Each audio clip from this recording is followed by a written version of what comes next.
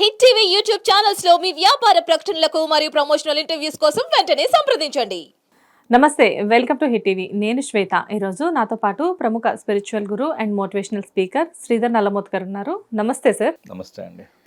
శ్రీధర్ గారు, మతాలు కులాలు అనేవి మానవ సమాజంలో చాలామంది అనవసరం అని చెప్పేసి అన్నప్పటికీ కూడా వాటిని పట్టించుకునే వాళ్ళు ఎంతోమంది. కాకపోతే ఏంటంటే ఏ మతానికి సంబంధించి ఏ దేవుడికైనా కానీ మనం చాలా విలువిస్తాము. అంటే ముస్లిమ్స్ని చూస్తే అల్లాకి, క్రిస్టియన్స్ని చూస్తే జీసస్కి, హిందువుల్లో చూస్తే ఎంతోమంది. కాకపోతే ఏంటంటే కొన్ని వేరే మతాల వాళ్ళు హిందూ దేవుళ్ళ దగ్గరికి వచ్చేసరికి రీసెంట్గా మీరు చూసే ఉంటారు, ఫేస్బుక్లో ఒక వీడియో చాలా వైరల్ అవుతుంది. వెంకటేశ్వర స్వామి సుప్రభాతం మీరు నాకు తెలిసి మీ చిన్నప్పటి నుంచి కూడా మన అమ్మమ్మలు నానమ్మలు అవి పెట్టే వాళ్ళ ఇంట్లో పొద్దున్నే లేవగానే అది పెట్టుకుని ఇంట్లో పనిచేసుకునేవారు. అసలు ఎంతో అద్భుతంగా ఆ రోజంతా ఆ సుప్రభాతం వినగానే మనలో ఒక వైబ్రేషన్ అనేది కలుగుతుంది. ఇప్పటికీ ఎప్పుడైనా ఏదో ఒక టైంలో సుప్రభాతం విన్నామంటే ఎంతో హాయిగా ఉంటుంది. అలాంటి సుప్రభాతాన్ని ఒక వల్గర్ లాంగ్వేజ్ తోటి ఎంతో ఇండీసెంట్గా ఒక వెంకటేశ్వర స్వామిని అగౌరవపరుస్తూ, ఆ సుప్రభాతాన్ని అగౌరవపరుస్తూ నీచాతి నీచంగా ఒక వ్యక్తి ఆ సుప్రభాతం గురించి మాట్లాడారు. దేవుడి మీద కోపం, ఆ సుప్రభాతం మీద ఉన్న ద్వేషం అన్నీ కలిపి అతను మాట్లాడే విధానం నిజంగా చాలామందికి జుగుత్సాకరంగా అనిపించింది. అసలు ఇలాంటి వాటి మీద మీ అభిప్రాయం చెప్పండి సార్.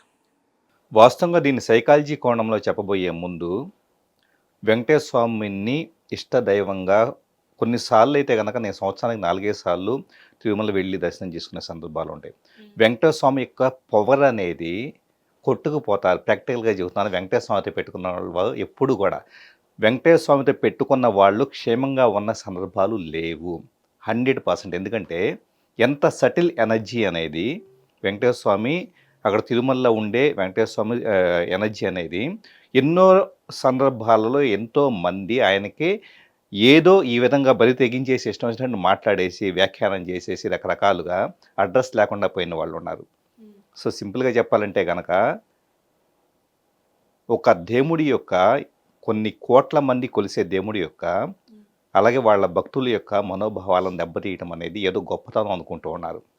మాట్లాడటానికి 4 మాటలు వచ్చినాయి అని చెప్పేసి అని హాస్యంగా లేకపోతే పక్కన వాళ్ళంతా వెకిలిగా నవ్వుతుంటే మాట్లాడటం గొప్ప అని చెప్పేసి అని ఒక డయాస్ మీద అలాగ వెకిలిగా మాట్లాడుకుంటే మాట్లాడవచ్చు కావని అది దాని వలన చూడబోయే కష్టం అనేది వీళ్ళు ఊహించలేరు.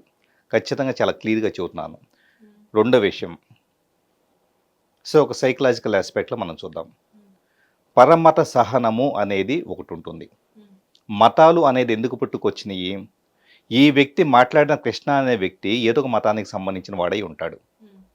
సో అతని మతంలో, అతని యొక్క మత గ్రంథంలో అందరూ మనుషులు కూడా ఒకటే, అందరూ తోటి మనిషి యొక్క శ్రేయస్సుని, తోటి మనిషి యొక్క ఇష్టాయిష్టాలను గౌరవించు అని చెప్పేసి ఖచ్చితంగా రాయబడి ఉంటుంది. అది పక్కన పెట్టేసి, ఆ సంస్కారాన్ని పక్కన పెట్టి అతను ప్రవర్తిస్తున్న విధానం, అతను మాట్లాడిన విధానం ఏదైతే ఉందో చూసారా? సో అతను ఏం చెప్పదలుచుకున్నాడు? నా మతం గొప్పదని చెప్పదలుచుకున్నాడా, లేకపోతే కనుక విచ్చలవిడితనం గొప్పదని చెప్పదలుచుకున్నాడా, ఇంకొకళ్ళనే కించపరచడమే గొప్పతనం లాగా భావిస్తూ ఉన్నాడా? సార్, మతాలు ఎవరి మతాలు వాళ్ళకి గొప్పే, అందులో ఎటువంటి డౌట్ లేదు. కాకపోతే ఏంటంటే ఒక మతాన్ని గొప్పగా చూపించుకోవడం కోసం వేరే మతాన్ని తక్కువ చేయడం, ఆ తక్కువలో కూడా నీచాతి నీచంగా మార్చడం అనేది ఏ మతానికి అది సంస్కారం కాదేమో. 100% సంస్కారం కాదు. ఎందుకంటే ఏ మతంలో కూడా లేదండి. వాస్తవంగా భగవద్గీతలో కానీ, ఖురాన్లో కానీ, బైబిల్లో కానీ ఎక్కడా కూడా తోటి మతాన్ని, తోటి మతస్థుల్ని కించపరచు అని చెప్పేసి రాయబడి లేదు. ఎవరైతే కనుక నా మతం గొప్పదని చెప్పేసి భావిస్తున్నారో ఇలాంటి పనికి మాలిన వాళ్ళు, కనీసం నాలెడ్జ్ లేని వాళ్ళు, మతం అంటే తెలియని వాళ్ళు, మతం మనుషుల్ని ఎలా కలిపి ఉంచుతుందో తెలియని వాళ్ళు, మతం మనిషిలో మంచి సుగుణాలను ఎలా పంచుతుందో తెలియని వాళ్ళు, వీళ్ళంతా కూడా వీళ్ళ యొక్క తక్కువ సంస్కారాన్ని, లోయెస్ట్ సంస్కారం మొత్తాన్ని కూడా తీసుకొచ్చేసి ఇలా మాటల రూపంలో వేరే మతాలను దూషిస్తూ ప్రవర్తిస్తూ ఉన్నారు. సో 100% మతం ఎక్కడా కూడా మనిషితో గొడవ పెట్టుకోమని కానీ, మనిషిని దూషించమని కానీ, తక్కువ చేయమని కానీ, లేదా ఇంకొక మతం నమ్మకాలను తక్కువ చేయమని కానీ ఎక్కడ ఏ మతము చెప్పదు. రెండో విషయం, సుప్రభాతము అతను పాడిన విధానము, అందులో మీనింగ్ అతను చెప్పేటప్పుడు దేవుణ్ణి పొడుగు పెడతారు, నిద్ర లేపుతారని చెప్పేసి వ్యంగ్యంగా ఇష్టానుసారంగా మాట్లాడాడు. అదేంటి సార్, ఎంత ఒక మాట ఎంత చాలా దారుణంగా ఉందంటే నైట్ లేట్ అయిందేమో స్వామికి, అందుకనే పొద్దున్నే లేవడం లేట్ అయింది. సార్ అసలు దేవుడికి కూడా విలువ లేదా సార్ అసలు? ఒక మాట చెప్పాలంటే సరెండర్నెస్ అనేది ఒక క్వాలిటీ ఉంటుంది. శరణాగతి అంటే ప్రపంచవ్యాప్తంగా కోట్లాది అలాగే బిలియనీర్స్ గొప్ప గొప్ప స్థానాల్లో ఉన్న వాళ్ళైనా కూడా దేవుడు ముందుకు వచ్చేసి ఇలా దండం పెట్టుకుంటారు. సో ఇలా దండం పెట్టుకున్నారంటే అర్థం ఏంటంటే నేను ఎంత సంపాదించినా కూడా నేను యూనివర్సల్ ఎనర్జీ కింద అణిగిమణిగి ఉన్నాను అని చెప్పేసనే పూర్తిగా కూడా నాదేమీ లేదు, just I'm using the resources available in the society. ఆ వనరులు ఉపయోగించుకొని ఎదిగాని తప్పించేసి ఇది నాది కాదు, యూనివర్స్ ఇచ్చిందే. కాబట్టి యూనివర్స్ ముందు నేను, అది దేవుడు అనుకోవచ్చు, శక్తి అనుకోవచ్చు, ఇంకా ఏదైనా కావచ్చు, నేను శరణాగతి ఇచ్చేస్తానని చెప్పేసి సరెండర్నెస్తో అణుకుగా ఉండే వ్యక్తిత్వం ఏదైతే ఉంటుందో దాని కొద్దీ దేవుణ్ణి వచ్చేటప్పటికే కొలుస్తాం. దేవుణ్ణి వచ్చేటప్పటికి పూర్తిగా అష్టోత్తరాలు కావచ్చు, శతనామాలు కావచ్చు, అన్నీ కూడా నువ్వు చాలా అత్యున్నతమైన స్థితిలో ఉన్నవాడివి, నేను నీ యొక్క కరుణని పొందాలనుకుంటున్నాను అని చెప్పేసి అని సరెండర్నెస్ అంటే దేవుణ్ణి కొలవటం ద్వారా మనిషి ఏం చెప్పదలుచుకున్నాడంటే కనుక నాలో అణిగిమణిగే గుణం ఉంది. So I am inviting energy from you, unlimited energy అని నేను ఇచ్చేసి నేను కొంత శక్తిని నేను కోరుకుంటున్నాను, నాకు ప్రసాదించు అని చెప్పేసి అని చేతులు ఎత్తేసి నమస్కరిస్తూ ఉంటాం. ఒక హ్యూమన్ ఆస్పెక్ట్లో చూద్దాం. ఇతను ఈ విధంగా మాట్లాడిన వ్యక్తిని, ఈ టైప్ ఆఫ్ వ్యక్తిని ఇతను బయటికి వెళ్ళేసి ఎవరి మనోభావాలు కించపరిచాడో అంటే తిట్టడం అనేది ఒక ఎనర్జీ అయితే కనుక పొగటం అనేది ఒక ఎనర్జీ అనుకుందాం.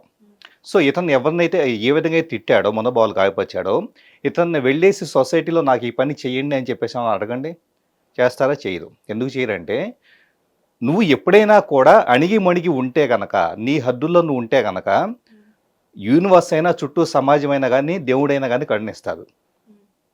సో నువ్వు ఇష్టం వచ్చినట్టు పేలాపన చేసుకుంటే వెళ్ళిపోతే ఈ క్షణానికి కామెడీగా వెకిలిగా ఉండొచ్చాం. ఆ వెకిలితనం నుంచి నువ్వు మొత్తం సొసైటీని దూరం చేసుకుంటున్నావు.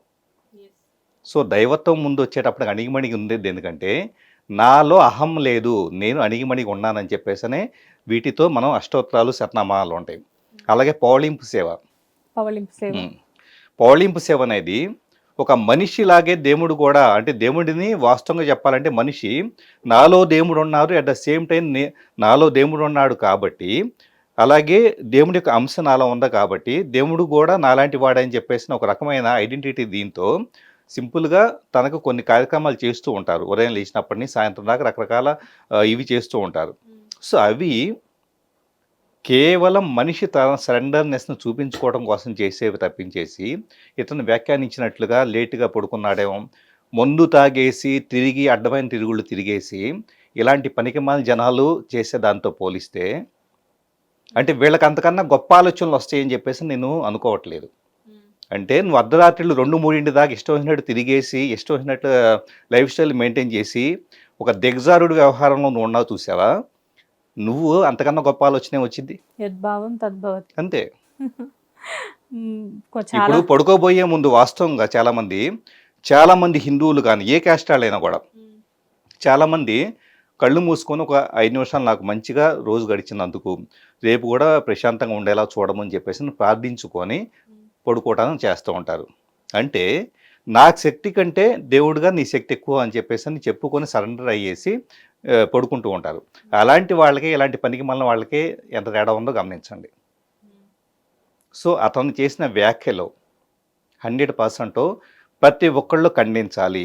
ఈరోజు అందరూ కళ్ళు మూసుకుంటే కనుక ఏముందిలే అని చెప్పేసి అనుకుంటే కనుక ఇలాంటి వాళ్ళు గతంలో ఈ విధంగా ఇంకొక వ్యక్తి కూడా చేసి ఎంతో నష్టం చేకూర్చి ఒక రకమైన ఇబ్బందికరమైన పరిస్థితి ఏర్పాటు చేసేసి చనిపోయిన సందర్భాలు కూడా మనం చూస్తున్నాం.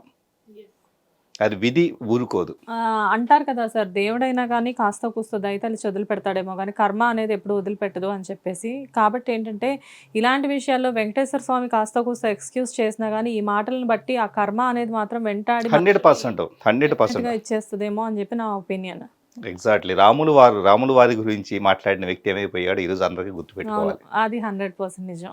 సో ఇక్కడ సింపుల్గా ఈ మూమెంట్కి ఇష్టం వచ్చినట్లు వ్యర్థ పేలాపనలు చేసుకుంటే వెళ్ళిపోతే కనుక మీ భవిష్యత్తు ఊహించుకోండి, మీకు అర్థమవుతుంది. Thank you sir. వెల్కమ్ అండి. హిట్ టీవీ యాప్ ని డౌన్లోడ్ చేసుకోండి. ఇందులో short news, live news, entertainment, movies అన్ని అవైలబుల్ గా ఉన్నాయి. Please download Hit TV app. Hit TV app. Hit TV యాప్ని ఫ్రీగా డౌన్లోడ్ చేసుకోండి.